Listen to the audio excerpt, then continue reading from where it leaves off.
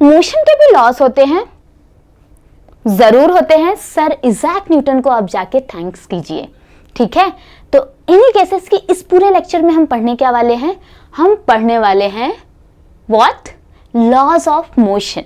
सो hello everyone, मुझे उम्मीद है आप सभी अच्छे होंगे। मैं आप सभी की पूजा और very first lecture which is introductory lecture हम पढ़ने वाले हैं लॉज ऑफ मोशन के। सो सेशन शुरू होने से पहले मैं ये सभी को बता दूं कि सेशन को लाइक, शेयर और सब्सक्राइब जरूर कर देना। वैसे एक चीज मैं बताना चाहती हूँ कि इस पूरे सेशन में हम करने क्या वाले हैं? पढ़ने वाले तो कुछ नहीं है, हम पढ़ने वाले हैं, हम सुनने वाले हैं, डिस्कस करने वाले हैं स्टोरी कि बेसिकली लॉज ऑफ मोशन की शुरुआत कहां से हुई।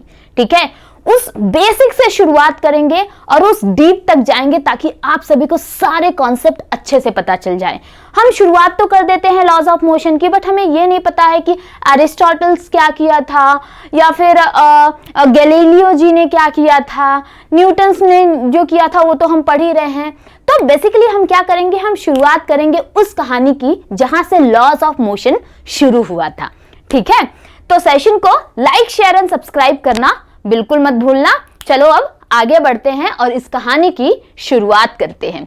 ठीक है, साथ में हम दोनों कुछ कहानी की शुरुआत करेंगे और इस कहानी से हम कॉन्सेप्ट को समझने की कोशिश करेंगे। तो आप सभी ने कभी सोचा है कि ठीक है मोशन तो होता है, बट मोशन क्यों होता है? What cause motions? What exactly which cause the motion? Do you have any idea?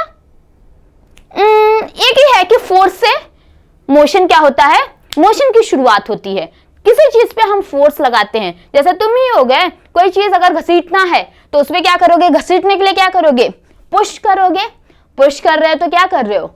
Force लगा रहे हो, राइट? अगर किसी चीज को घसीट के यहां तक लाना है तो क्या कर रहे हो? आप पुल कर रहे हो। तो पुल कर रहे हो मतलब क्या कर रहे हो? फोर्स लगा रहे हो। तो पुश और पुल में मतलब क्या फर्क है? यही तो है कि फोर्स अप्लाई कर रहे हो और फोर्स के थ्रू ही मोशन पैदा हो रहा है, मोशन की शुरुआत हो रही है।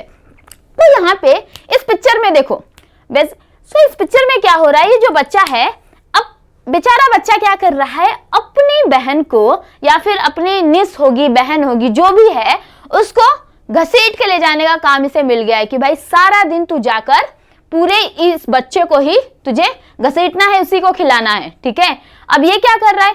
ये बच्चा जब तक इस ट्रॉली को घसीटेगा, जब तक पुल करेगा, तब तक ही मोशन होगा, तब तक मोशन होता रहेगा, right?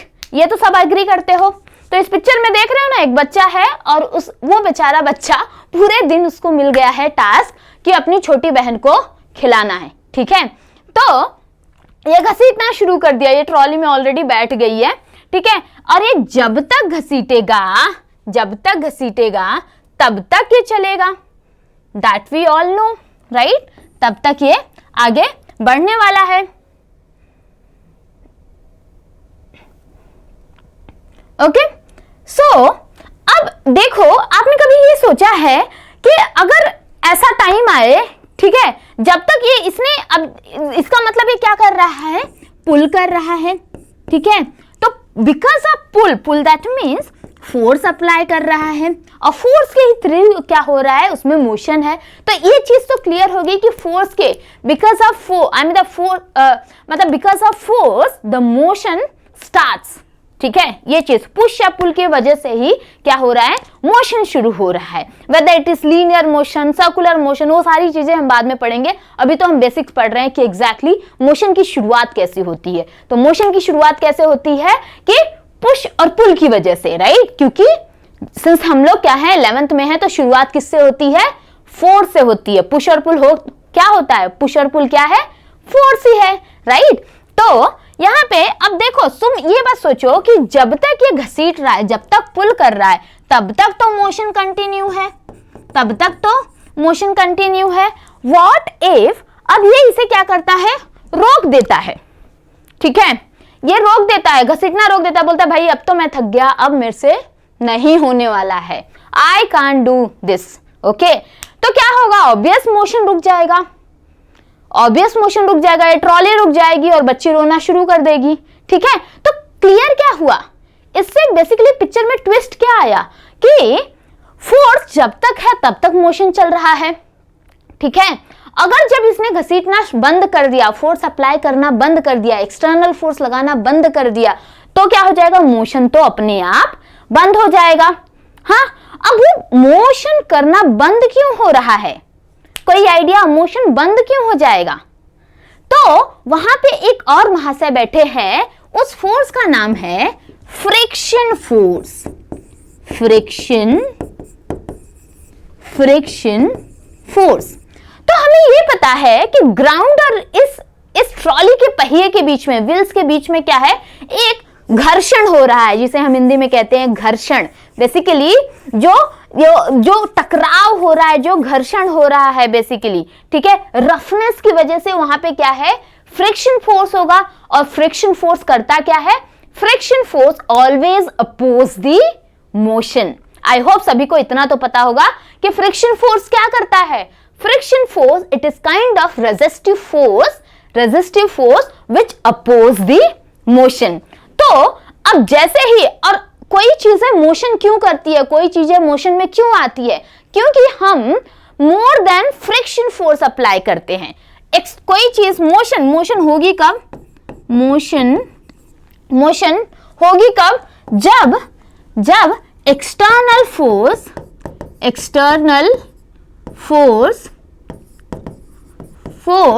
Greater than friction force होगी, राइट।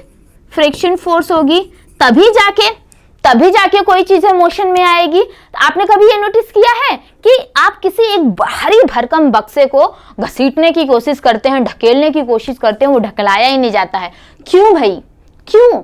क्योंकि इतना ज्यादा फ्रिक्शन बिटवीन उस बॉक्स और ग्राउंड के बीच में होता है कि हमारी एक्सटर्नल फोर्स क्या होती है, उससे कम होती है, ठीक है, हमारी जो force, so that force should be greater than friction force, तभी उसमें मोशन होगा। तो ये पिक्चर तो यहाँ पे क्लियर है कि मोशन कब होगा, जब फोर्स जो हम अप्लाई कर रहे हैं, दैट मीन जो एक्सटर्नल फोर्स हम अप्लाई कर रहे हैं, it should be greater than friction force. Okay, तो यहाँ पे जब बच्चा क्या कर रहा था, जब घसीट रहा था, जब पुल कर रहा था, फोर्स अप्लाई कर रहा था, तो मतलब वो क्या कर रहा था, वो force greater than friction force था, और जिसकी वजह से ये ट्रॉली आगे बढ़ रहा था, ठीक है। और जैसे ही ये बच्चा क्या करता है, इस ढकेलना या फिर घसीटना बंद कर देता है, फोर्स अप्लाई करना बंद कर देता है, वहीं पे वो मोशन रुक जाता है। इवन दो कुछ देर तक आगे जाएगा, उसके बाद फिर रुक जाएगा। ऐसा क्यों होता है, क्योंकि वहां पे एक और फोर्स है, दैट इज फ्रिक्शन फोर्स, और friction force always oppose the motion, right. इतना सभी को क्लियर हो गया, ठीक है। तो हमारा कंक्लूजन क्या हुआ है, शुरुआत कहानी की कहां से हुई कि मोशन क्यों हो रहा है, ठीक है। तो मोशन इसलिए हो रहा है क्योंकि पुश एंड पुल है वहां पे, ठीक है। और द कंक्लूजन इज हियर कि फ्रिक्शन में बेसिकली फ्रिक्शन फोर्स क्या है, एक रेजिस्टिव फोर्स है which always oppose the motion. इसीलिए जब हम फोर्स अप्लाई करना बंद कर देते हैं, थोड़ी देर बाद कोई चीज जो घूमता रहता है, जो मोशन में रहता है, वो अपने आप रुक जाता है। So external force should be greater than friction force, तभी जाके मोशन कंटिन्यू होगा, ठीक है। ये तो रही बात फ्रिक्शन की, इतनी बात तो हमें समझ आ गई, ठीक है। बट अरिस्टोटल्स क्या कह रहे थे, अरिस्टोटल्स, ओके, ये थे, वैसे बता दूं कि ये बहुत महान फिलोसोफर थे जो ग्रीस से बिलोंग करते थे, और इन्होंने अपनी स्टडी के अकॉर्डिंग, अपने स्टडी के अनुसार, अपने स्टडी से कुछ प्रैक्टिकल से इन्होंने एक बेसिकली ये थियरी बताई थी, ये हमारे सामने कंक्लूजन लाया था। यही है शुरुआत बेसिकली लॉज ऑफ मोशन की, ठीक है। इन्होंने ये कहा, पहले वाला फंडा तो हमें समझ में आ गया, ठीक है, कि पुश और पुल ही क्या है, शुरुआत है, यही क्या करती है, पैदा करती है मोशन को, राइट। और रेजिस्टिव फोर्स जो है, फ्रिक्शन फोर्स है, वो मोशन को अपोज करती है, ठीक है। बट एरिस्टोटल्स क्या कहते हैं, ये कहते हैं दैट इज, उनके ऑब्जर्वेशन के according, so from practical experience and came to that conclusion that an external force is required to keep body in uniform motion. This is known as a Aristotle's fallacy, ठीक है। अब ये क्या कह रहे हैं, एक्सटर्नल फोर्स विच रिक्वायर्स, ठीक है, फैलेसी क्यों है, ये एक सही नहीं हो पाया था, ये सत्य कथा नहीं है, जिन्होंने ये बताया वो सत्य नहीं है। क्यों नहीं है, क्योंकि एक्सटर्नल फोर्स है तब तक तो मूव कर रहा है, but because of only if friction is present, only if friction present, external force के थ्रू तो आगे मोशन हो रहा है, only if it should be this law और this statement should be like that कि that external force is required to keep body in uniform motion only if the friction force is present there, right? It should be like that, but इन्होंने तो क्या कह दिया कि भाई कि external force is required to keep body in uniform motion. So ये क्या हुई थी, वैसे इन्होंने शुरुआत तो करी थी, इनकी खोज बहुत बढ़िया थी, बट ये क्या हुई, अनफॉर्चुनेटली इसे हमने क्या कह दिया, इसे घोषित हो गया, हमने नहीं, कुछ साइंटिस्ट, इनसे भी बड़े साइंटिस्ट आए, उन्होंने इसे फैलेसी बता दिया कि भाई ये संपूर्ण सत्य नहीं है, थोड़ा बहुत तो सत्य है, कुछ कुछ होते हैं ना, कुछ कुछ फ्रेंड्स, कुछ यहाँ पर होता है, कुछ और मिर्च मसाला मिक्स करके जाकर और बता देते हैं, राइट? तो वो पूरा सत्य नहीं होता है। तो वैसे यहाँ भी है, सत्य तो है बट पूरा सत्य नहीं है। तो ये था अरिस्टोटल्स। सो अरिस्टोटल्स थे जिन्होंने बहुत बढ़िया खोज करी थी, बहुत बढ़िया अपने प्रैक्टिकल के अकॉर्डिंग उन्होंने बताया कि that is the external force which is required to body to keep in uniform motion, which is fallacy. It is only keep in motion, that is only if friction force is present. तो फिर अभी इसी के साथ Galileo picture में आ जाते हैं. Picture में क्या है, ट्विस्ट है यहाँ पे, ठीक है, गैलीलियो आ जाते हैं पिक्चर में. अब गैलीलियो क्या कहते हैं भाई, चलो उसके बारे में, इनके बारे में भी कहानी पढ़ा जाए, ठीक है. अब गैलीलियो का ऑब्जर्वेशन क्या होता है, इन्होंने कहा कि भाई फ्रिक्शन फोर्स जैसी कोई चीजें ही नहीं होती, ठीक है. अब गैलीलियो जी ने कह दिया कि friction force is not exist, ठीक है, और resistive force is not exist. अब गैलीलियो कहते हैं, वैसे इनके बारे में भी बता दूं कि ये भी बहुत बढ़िया साइंटिस्ट थे, ठीक है.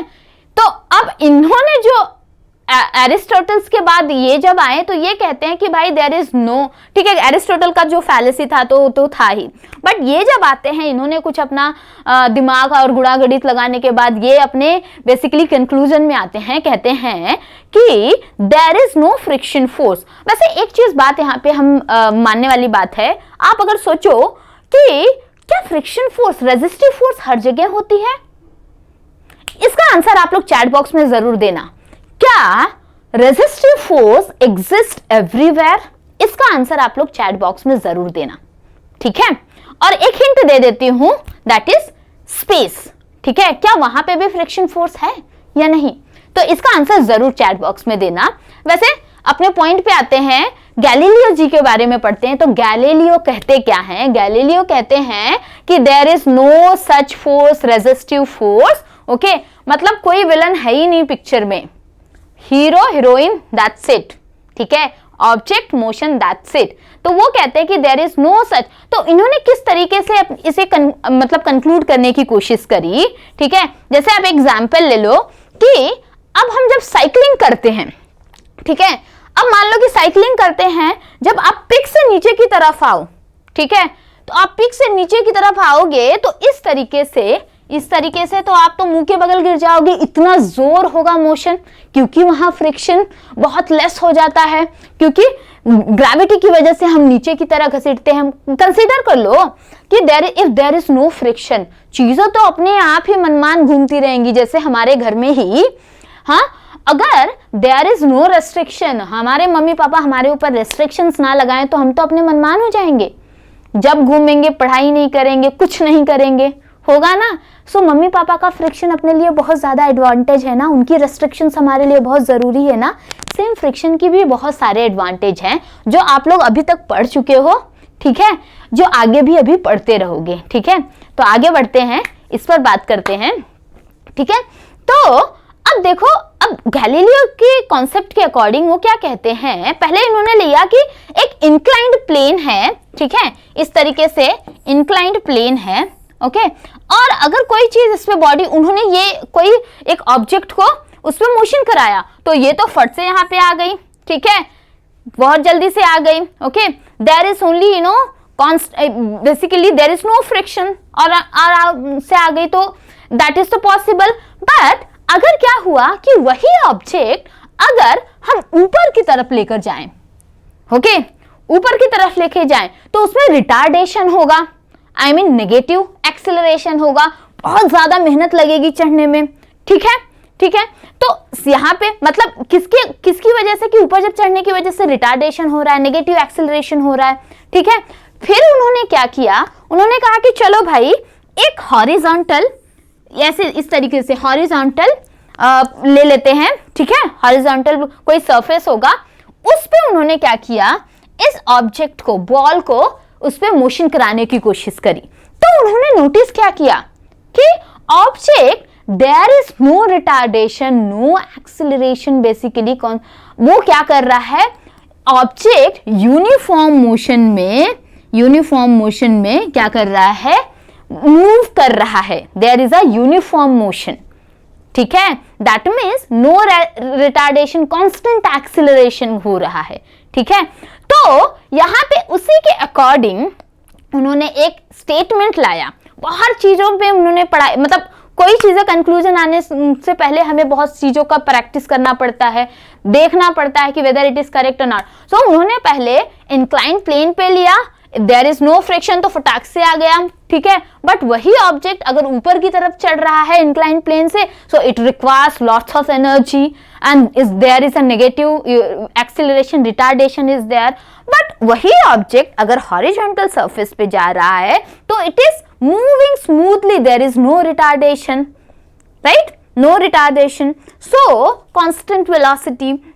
नाउ सो इस पे बेसिकली इन्होंने क्या अपना कंक्लूजन लाया, that is Galileo concluded that an object moving on a frictionless horizontal plane,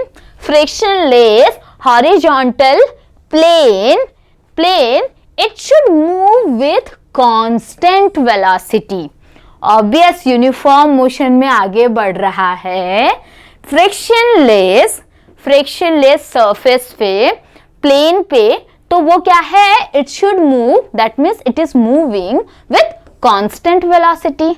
ये तो सही है, ठीक है, ये तो सही है। तो ये conclusion, this is the correct conclusion, ठीक है। और इसी पे पिक्चर में इस चीज की एंट्री होती है, that is a body moving on a frictionless surface should move with constant velocity, that to understood, and इसी से that हमने, ये तो हम समझ गए, और इसी से पिक्चर में किसकी एंट्री होती है, गैलीलियोस लॉस ऑफ इनर्शिया, ठीक है। अब जाके हम आगे इनर्शिया पढ़ने वाले हैं, ठीक है।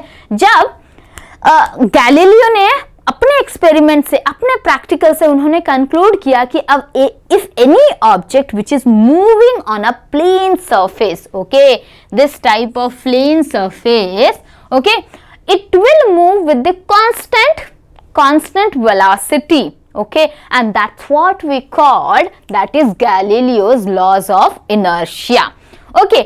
but एक टर्म मैंने हल्के से यहां पर ले लिया कि what is inertia।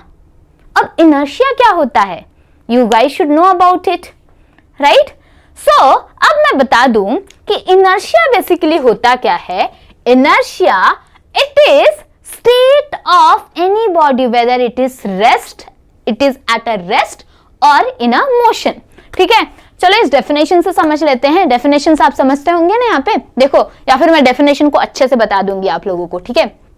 तो inertia is defined as a property of matter by which it remains at the state of rest or uniform motion in the same straight line unless acted upon by some external force। अब इसका एक तरह से example ले लेते हैं कि कोई एक ऐसा व्यक्ति है जो क्या है, वो अगर सोना चाहता है तो सोना ही चाहता है।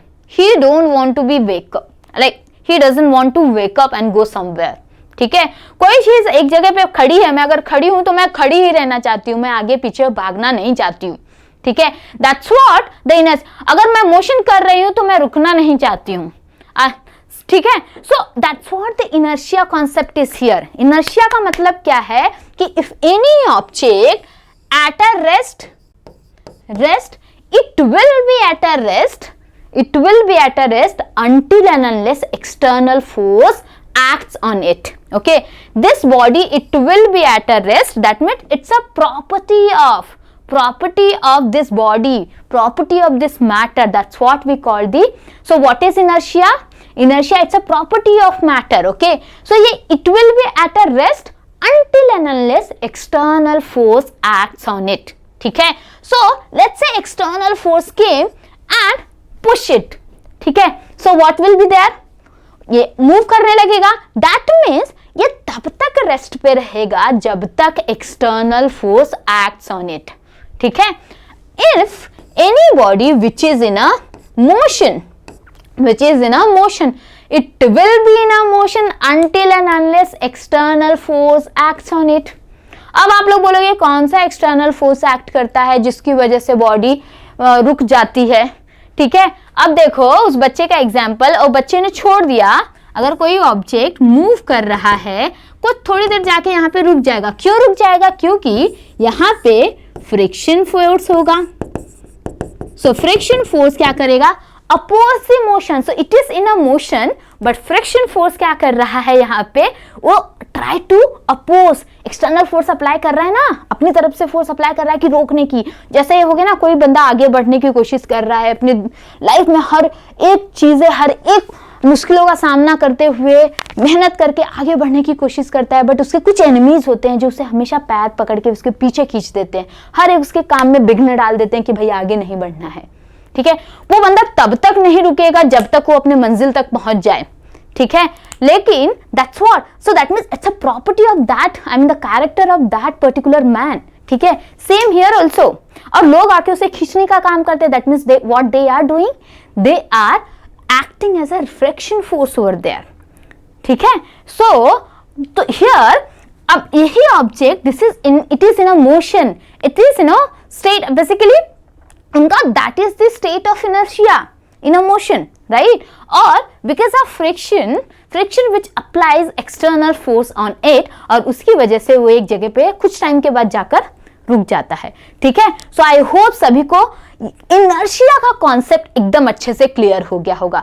बहुत बेसिक से हम यहाँ पे पढ़ रहे हैं, बहुत सिंपल बातें कर रहे हैं, और इसमें तो किसी को डाउट होना ही नहीं चाहिए। तो इनर्शिया क्या है? इनर्शिया क्या है? It's a property of matter. ये क्या है? प्रॉपर्टी ऑफ मैटर है, which remains at the state of rest or its motion until and unless external force acts on it. अगर कोई बॉडी रेस्ट पे है, it will be at a rest until and unless कोई external force आके उसे push ना करे। ठीक है, और कोई बॉडी अगर मोशन में है, it will be in a motion until and unless some external force acts on it, it will come at a rest or it will change its direction. ठीक है, so this is what we call the inertia. ठीक है, सो इसका एक और example ले लेते हैं। जैसे अब आप लोग देख सकते हो ये एग्जाम्पल कि एक सिनारियो है मेट्रो ट्रेन की।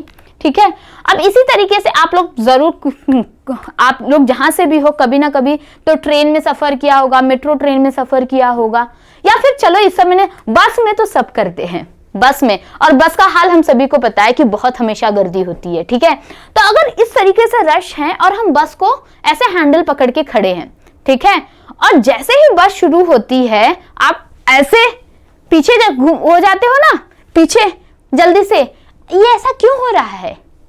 हो क्यों रहा है? क्योंकि आपका जो पूरा बॉडी है it is eight a rest. Okay, और वो बस भी क्या था? रेस्ट पे ही था। और जैसे ही बस शुरू होती है, आपकी तो पूरी बॉडी रेस्ट पे है, इवन जो आपका पैर है, जो आपके फीट, आपका जो पैर है, it suddenly starts in a motion, उसकी वजह से पूरी बॉडी रेडी नहीं है कि भाई मुझे अब मोशन करना है, क्योंकि हमारा तो inner property that is inertia, inertia की वजह से we are at a rest, right, but suddenly the fit it which is come in a motion, और उसकी वजह से पूरी बॉडी को आगे बढ़ने की कोशिश है, बट बॉडी तो क्या है, रेस्ट पे है, तो इसीलिए हम पीछे की तरफ धक्का खाते हैं।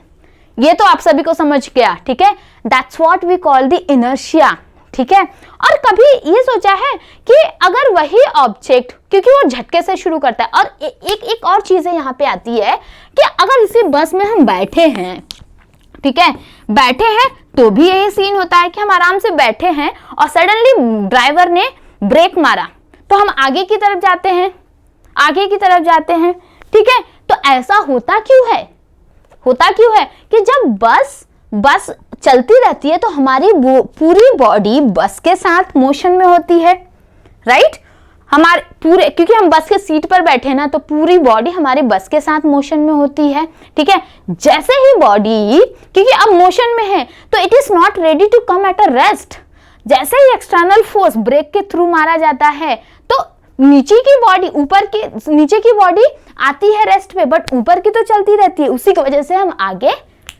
धक्का मिलता है, ठीक है। सो आई होप कि इनर्शिया का कॉन्सेप्ट आप सभी को समझ में आ गया होगा, ठीक है। Inertia of motion, inertia of a rest समझ में आ गया होगा, ठीक है। एक और एग्जाम्पल यहाँ पे ले सकते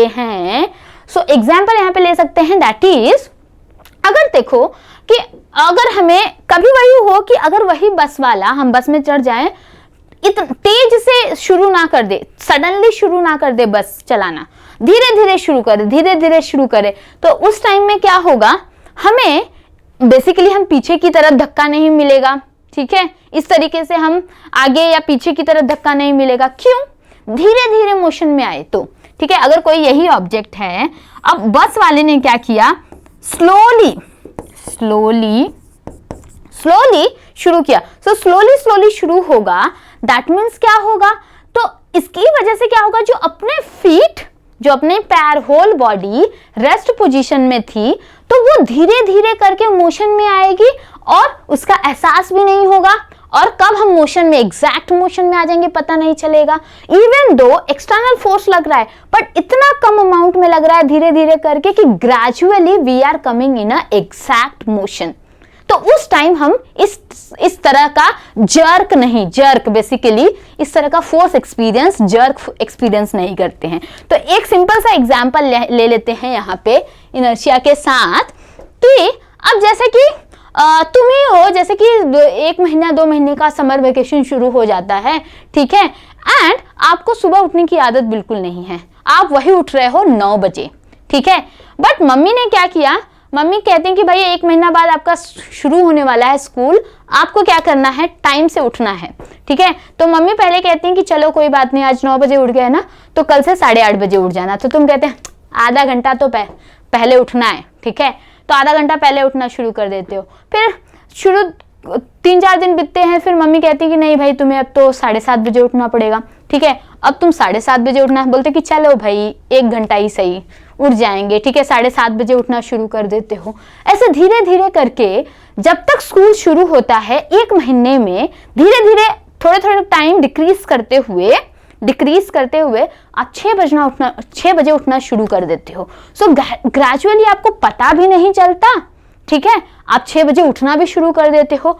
सेम केस यहाँ पे भी वही होता है कि जब मोशन में, जब धीरे धीरे वो बस शुरू होगा, जब एक्सटर्नल फोर्स स्लोली एक्ट्स होता है, तो उस टाइम होता क्या है, तो उस time without even experiencing any jerk that body comes in a motion और इन अ रेस्ट। इवन क्या होता है कि स्लोली धीरे धीरे अगर गाड़ी रोके, सडनली ब्रेक लगे तो हम आगे की तरफ जाएंगे, अगर वही स्लोली तो हम जहां के हैं वहां पे रेस्ट में आ जाएंगे। So that's what the concept of the inertia. So I hope सभी को इनर्शिया तक का कॉन्सेप्ट पता चला, और यहीं से अपनी क्या होती है, अब यहाँ पे अब एक और कॉन्सेप्ट यहाँ पे।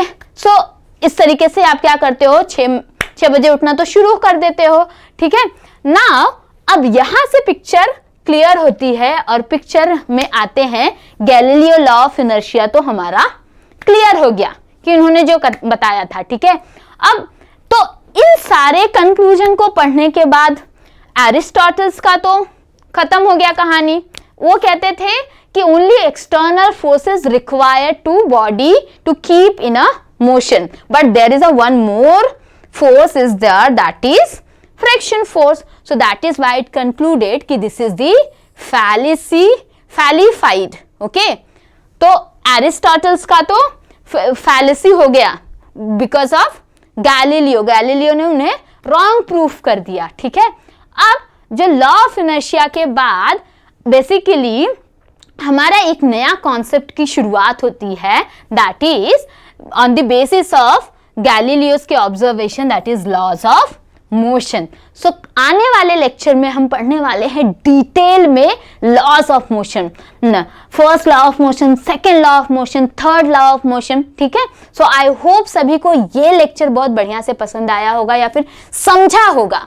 ठीक है, कोई भी डाउट हो इनर्शिया को लेके, एरिस्टोटल फैलेसी को लेके, गैलीलियो ऑब्जर्वेशंस को लेके, तो डेफिनेटली आप क्या करना, चैट बॉक्स में सारे आंसर्स क्या करना ना, सारे क्वेश्चंस को पुट कर देना। तो इसी के साथ हम लोग मिलते हैं नेक्स्ट सेशन में। बाय बाय एवरीवन, एंड जाते जाते सेशन को लाइक, शेयर एंड सब्सक्राइब करना बिल्कुल मत भूलना। ठीक है, तो मिलते हैं नेक्स्ट सेशन में लॉज ऑफ मोशन का second lecture, first law of motion, second law of motion and third law of motion. Bye bye everyone, take care.